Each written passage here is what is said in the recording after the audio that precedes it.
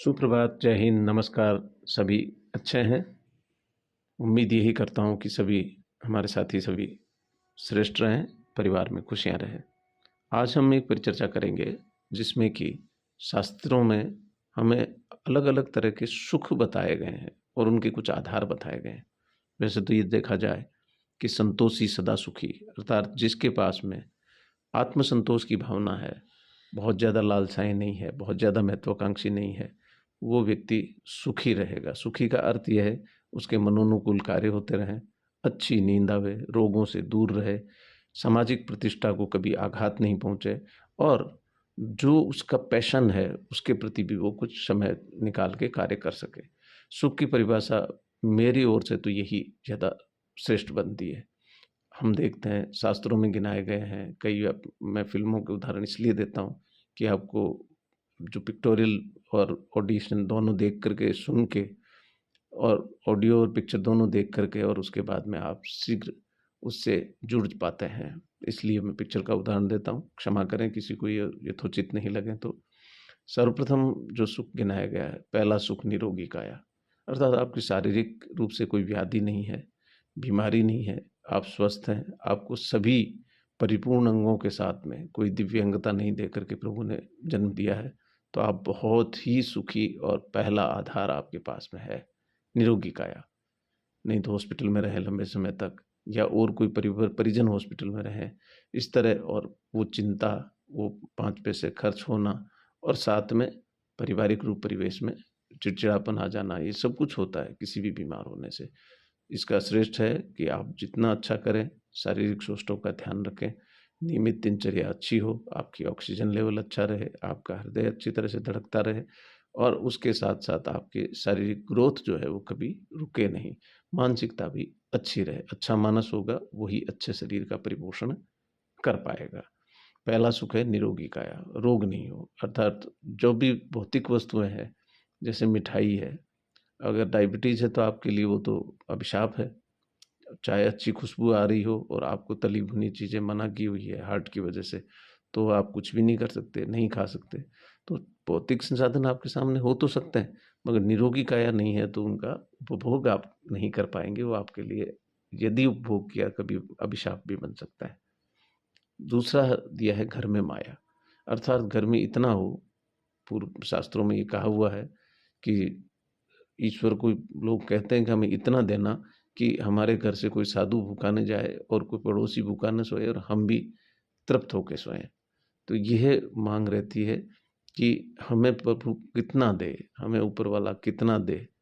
तो वो माया का रूप, वैसे तो आप चाहो जितनी जिसकी 1 पैसों की भूख है कभी मिटती नहीं है। किसी ने कोई 15 माले का बंगला केवल अपने रहने के लिए बनाया है। कोई हज़ार लाख या करोड़ों में अपनी प्रॉपर्टी गिनाता है।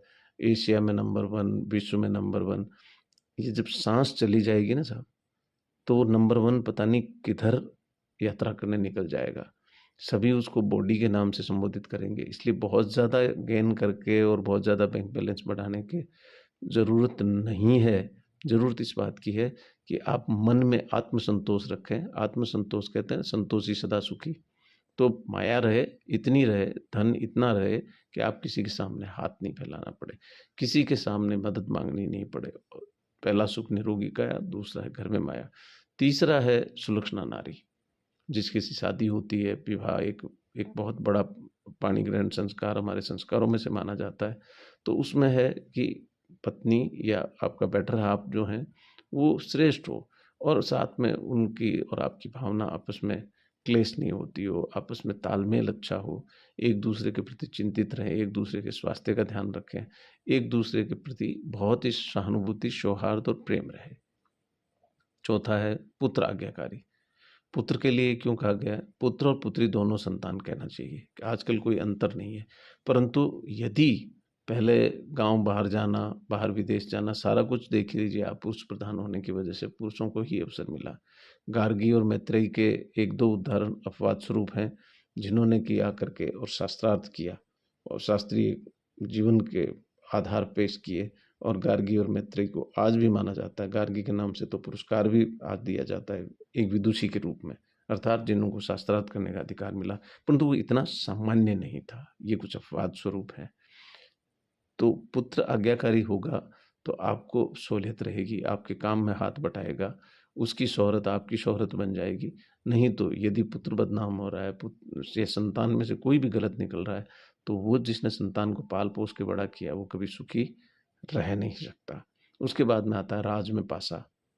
राज में पासा अर्थात जहाँ भी राज में, कहीं भी सरकार में आपको पदीय कर्तव्य कुछ निर्वहन करने के लिए मिला है, तो आप उस सुख के प्रभागी हैं। आगे देखते हैं इसके बाद में सुख सुवासा, अर्थात आप जहाँ रहते हैं वहाँ एक ऐसा ऑरा, ऐसी एक खुशबू रहनी चाहिए कि आपको वहाँ कदम धरते ही सुख शांति मिले। कितना ही थका हारा आदमी बाहर से आया हो, परंतु अपना निवास अच्छा है उसका, तो उसको आते ही थकान अनुभव नहीं हुई।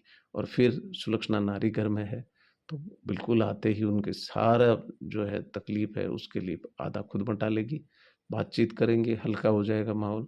तो सुख सुवासा के बाद में हम लेते हैं कि जिसका मित्र हो ज्ञानी, मित्र हो ज्ञानी।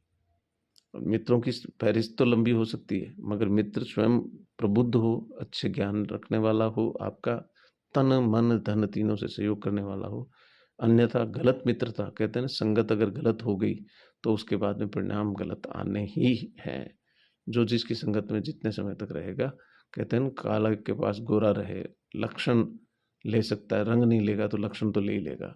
अर्थात ये लक्षण एक दूसरे से परिलक्षित होते हैं। जैसा वातावरण होता है, देख लीजिए आप, जहाँ गायन का, गायकों का माहौल होता है तो उसके पिता ने गाना गाया, पुत्र भी गाना गा रहा है, श्रेष्ठ गा रहा है।